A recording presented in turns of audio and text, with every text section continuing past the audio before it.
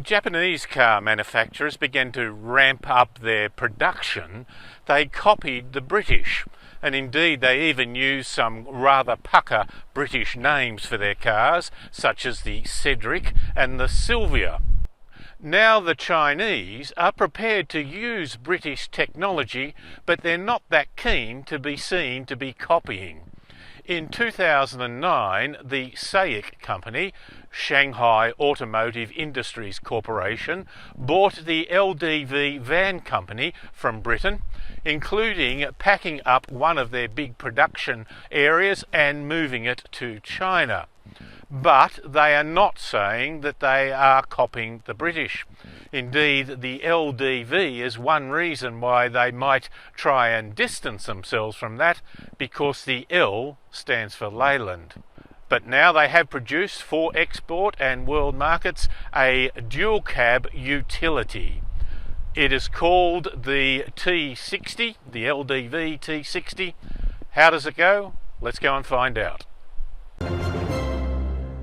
SAIC says that the LDV's T60 has a muscular look that gives it a real presence on the road. It's typical of the segment, although I find the front grille to be a little bit over the top. But then again, most vehicles in this market sector seem to make the front grille large and prominent. That gives a tack-on look rather than having a sense of style. The vehicle is built on a full ladder chassis.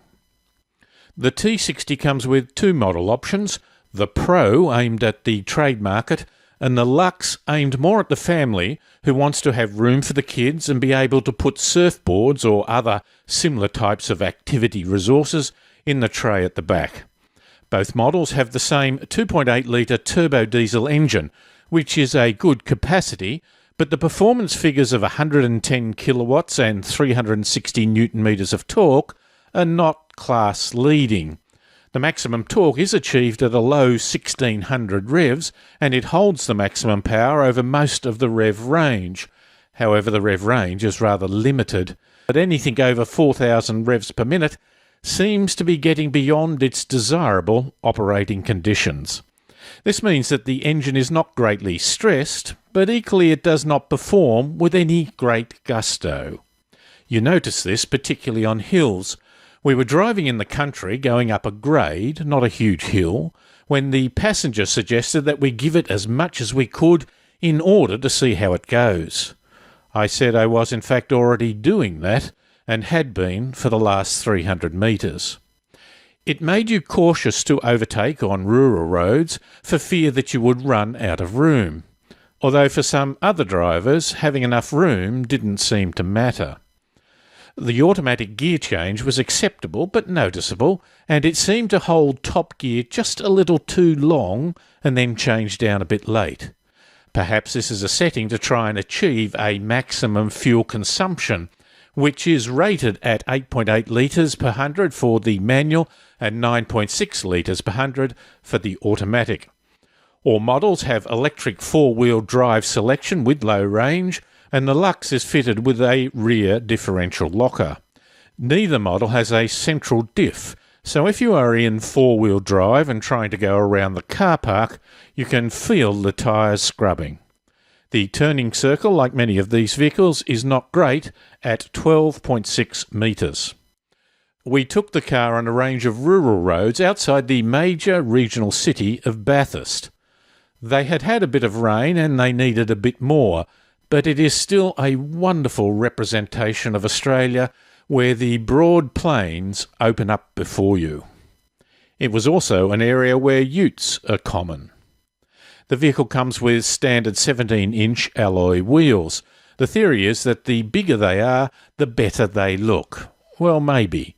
See, bigger wheels correspond with lower profile tyres, which are not ideal for this type of vehicle in handling the rough stuff or simply giving a reasonable, smooth ride on the highway.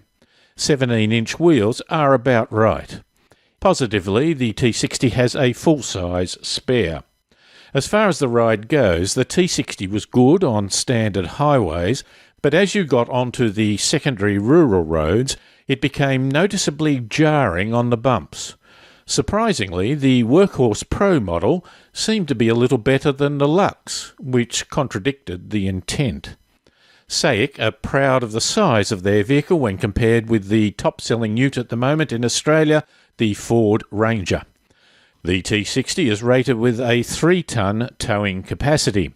The Pro manual has the biggest payload rating of 1,025 kilograms, but this reduces with the automatic gearbox and if you move up to the Lux model. The Lux automatic payload is 815 kilograms. One of the good points is that both models come with a standard plastic tub liner, which can cost up to $1,000 or even more as an option on some of the competitors. In the interior, you sit well in the T60, although the seats are a little flat and lack some sideways support. The great feature in the cabin is the 10-inch colour touchscreen that comes with Apple CarPlay and Android Auto. With such a large screen, each of the buttons displayed are of such a good size that it becomes wonderfully easy and practical to use. The Pro gets cloth seats and the Lux gets leather with front seats heated and electronically operated. While the seats in the back of this style of vehicle are never the height of luxury, the room is usually okay and the T60 is good. This vehicle has achieved a 5-star ANCAP safety rating. It does so with 6 airbags. Front and passenger, side airbags, roof curtain airbags that extend to the rear passenger compartment, electronic stability control, rollover movement intervention, hill descent control, hill start assist, driver fatigue monitoring, tyre pressure sensing, reversing camera and rear parking sensors. It does not have automatic emergency braking, which means that if it was tested in 2018 in this current configuration, it would not achieve a 5-star rating.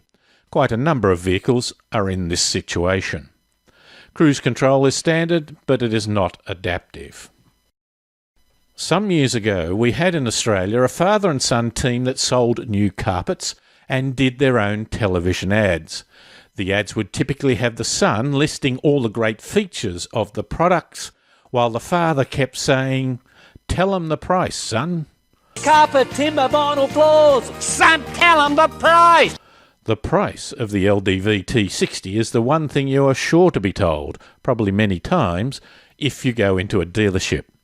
For the retail buyer, the drive-away price for the base model Manual Pro is $30,516, going up to the top-of-the-range Lux Automatic at $36,831. It gets better for business owners with an ABN number, where you can save a bit over $1,500 on the base model and nearly $2,000 on the top of the range. So, in conclusion, the Australian market for utilities, particularly dual cab models, has been booming. The LDV T60 is certainly capable to hold and tow a load, to have room for the kids and their gear, and to get you into the country at a steady pace. Many of its sales will be in urban areas where its tiring ride on the poorer rural roads will not be a problem. And it is certainly cheaper than the current top-selling models in the market, while still having some good features. It will capture some of the usual buyers, but may also tempt a few more people away from an SUV.